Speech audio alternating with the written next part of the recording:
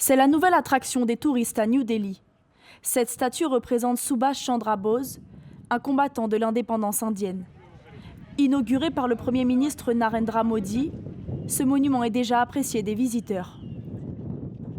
Pour nous, c'est l'un des meilleurs combattants de la liberté. C'est une bonne chose que sa statue soit placée ici. Je suis très fier que la statue du combattant de l'indépendance ait été installée. Je me sens très bien.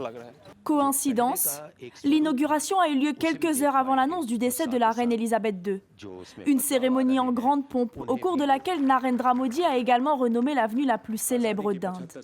Kingsway, l'avenue des rois, s'appellera désormais Kartavya Path, le chemin du devoir en hindi. Le chef du gouvernement martèle sa volonté de se débarrasser de l'héritage colonial.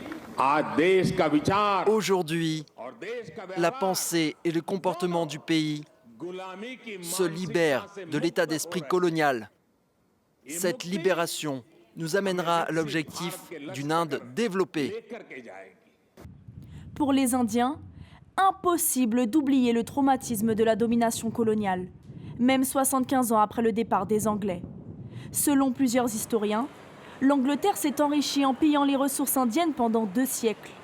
Montant estimé du préjudice, 45 000 milliards de dollars, d'après une étude parue en 2018. La Grande-Bretagne ne serait pas devenue la première puissance industrielle du monde sans les revenus qu'elle a tirés de l'Inde. Les taxes, les revenus, le pillage, c'était simplement du pillage. Le gouvernement indien souhaite effacer toute trace de la présence anglaise en Inde, y compris sur le plan juridique. Des centaines de lois de l'époque coloniale ont déjà été abrogées.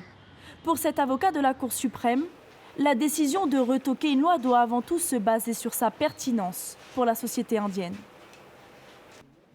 Si vous voulez une meilleure loi, nous devrions la confronter, qu'elle provienne de la période coloniale ou d'une loi ancienne, ou qu'elle soit conforme ou non aux droits de l'homme, ou qu'elle soit conforme ou non aux droits fondamentaux. C'est cela qui devrait être le test, et non la colonisation ou la décolonisation. 75 ans après son indépendance, l'Inde est parvenue à se hisser au 5e rang des puissances mondiales, dépassant même le Royaume-Uni.